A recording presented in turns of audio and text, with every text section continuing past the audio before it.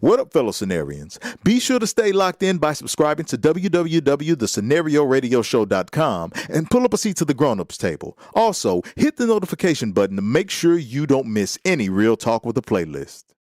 All right, so we are going to have a chat now with our special guest, Anthony Stewart, the author of By the Hand or By the Pen, the Anthology of Black American Radical Abolition, Resistance, and Revolution, 1526 to 1865.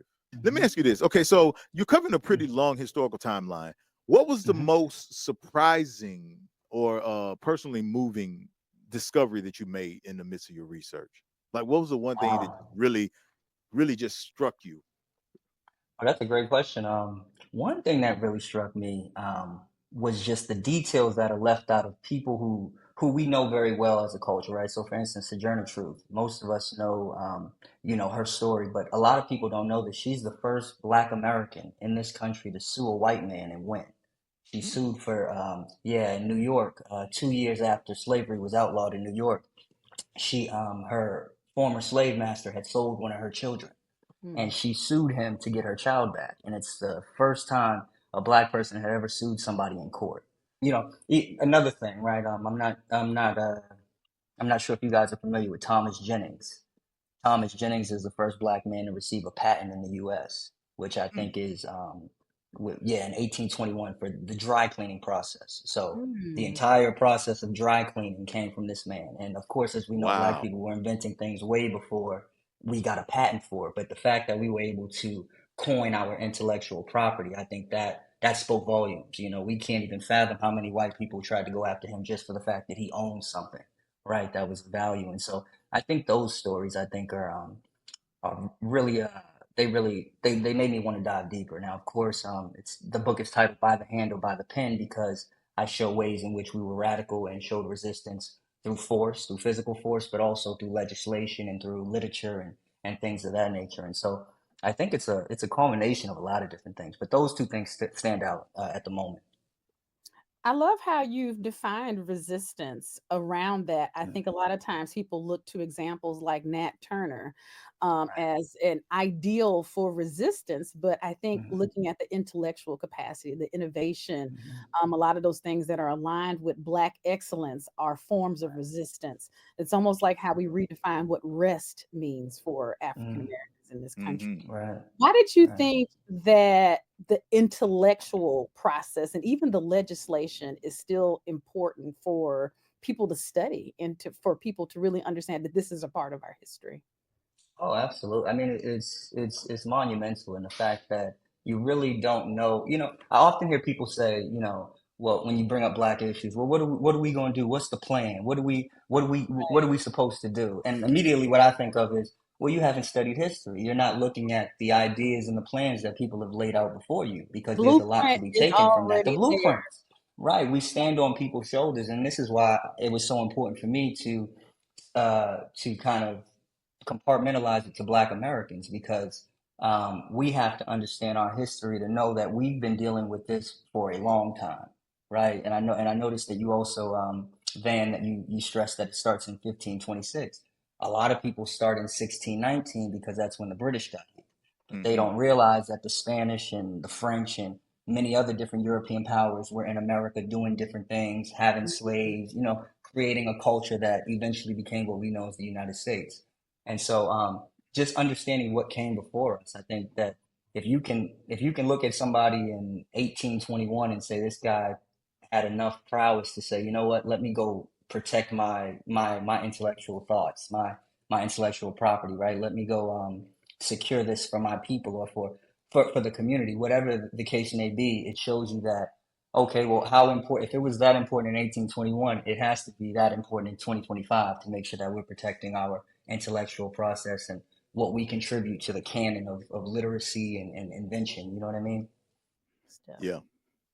Yeah. So strategically speaking, first thing I think it's important for us to also recognize because as you were mentioning, a lot of times people are like, well, what's the plan? They don't and they don't Hmm. really have any context about Hmm. what's happened historically before. And we recognize there's a lot about our history most people don't even have any idea about.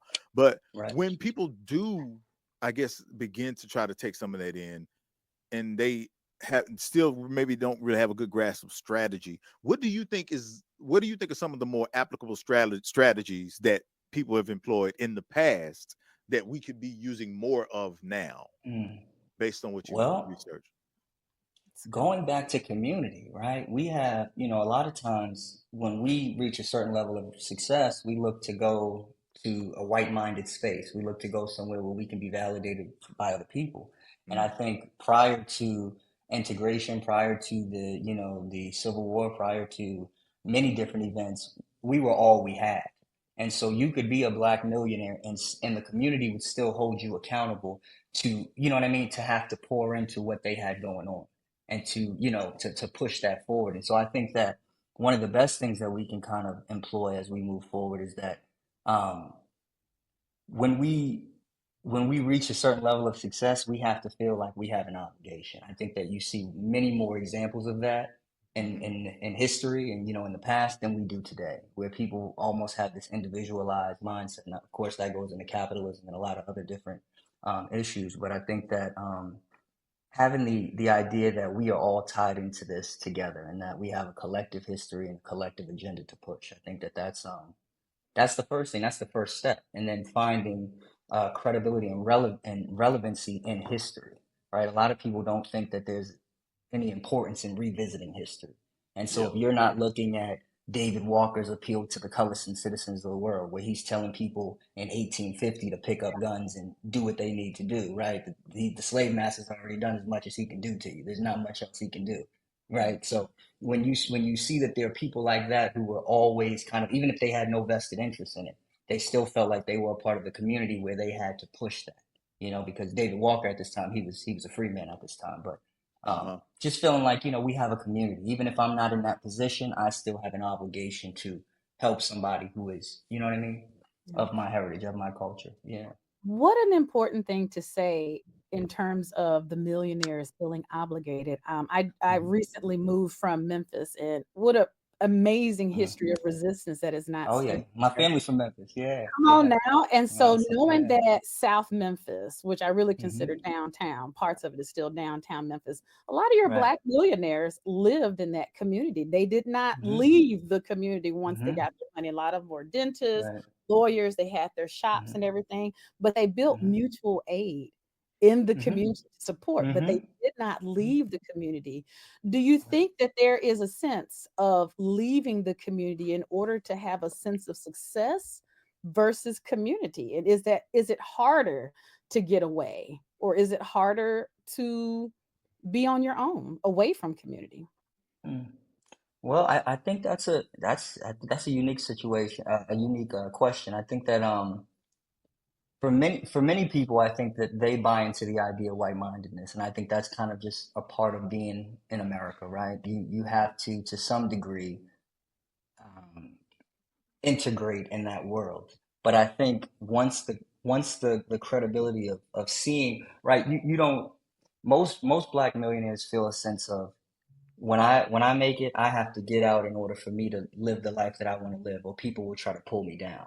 Right? Mm, We look at each other as attack forces, as opposed to, these people can help me push my business. These are my main clients. These are people who are trying to see me succeed. And so I think the way that I would answer that is, there are you have to have a collective understanding that our history and our success here is tied together.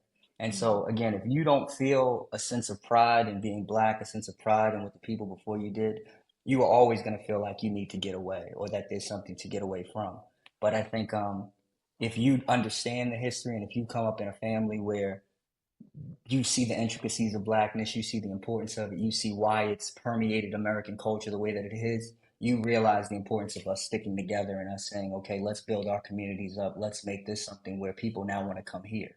And of course, we had communities like that, but they were always under attack, right? We have communities that were burned down. And you look at Lake Lanier in Georgia, they flooded an entire city with a lake. You know what I mean? And so I think that again, when we were all we had, when we could only look towards each other, it became a conversation of, what can I do to help, as opposed to what can I do to get away.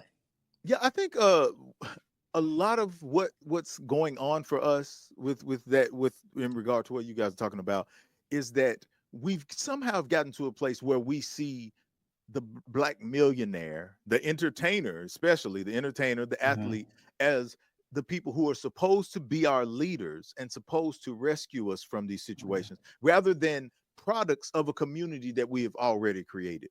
And so Absolutely. what Right. happens is it never occurs to us to create an environment that would teach them the value of community beforehand.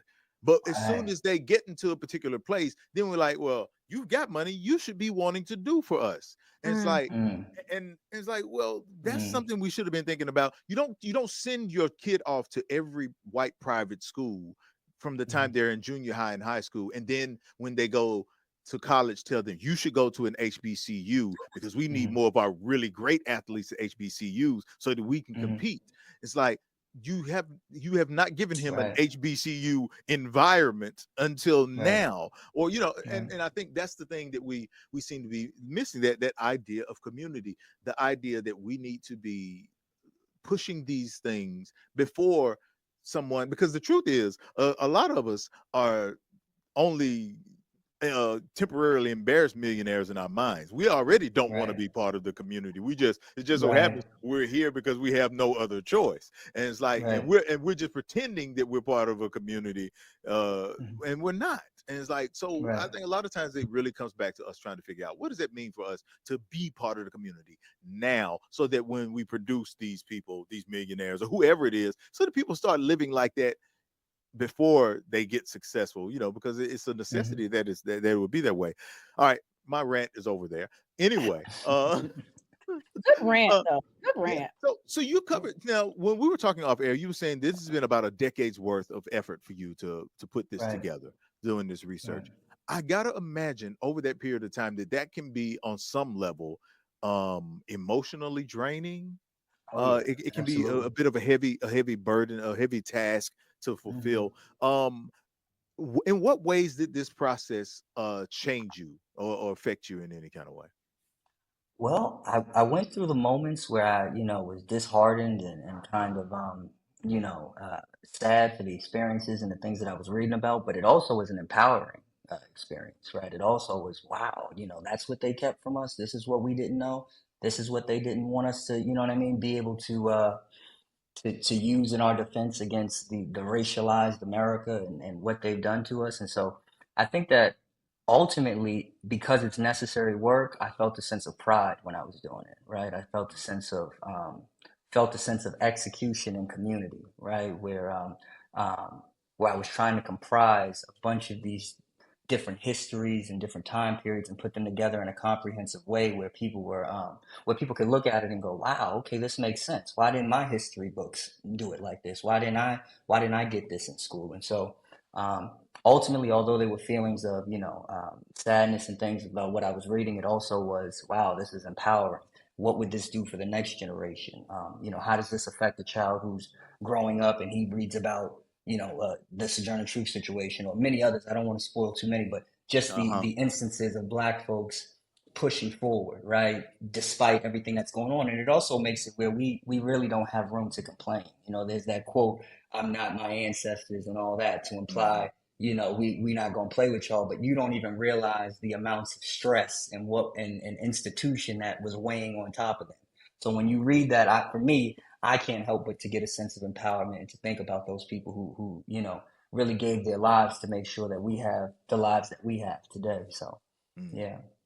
Let's get this book in the schools and the libraries. Yeah, ASAP. yeah, yeah. God willing, absolutely. Yeah. Yeah. Um.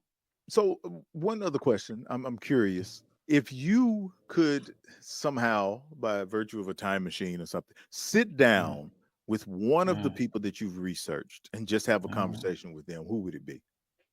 mm. That's interesting. I would say Martin Delaney, Martin Robeson Delaney. That is my He's answer in my That's head. my guy. I That's studied my him in guy. grad Yeah, school. yeah. Amazing. He's amazing. He's If you know amazing. And about Frederick Douglass, you need to know about yeah, Martin you Delaney. have to. You have to because that they were the opposing forces. They were the different ideas. They showed the duality of what Black people were thinking during that time. And Martin Delaney, he predates Garvey, right? And a lot of Mhm. people, they attribute Garvey as being the father of Pan-Africanism, and in many ways he is, right? Especially at the turn of the 20th century. But Martin Delany, I mean, he was a medical doctor.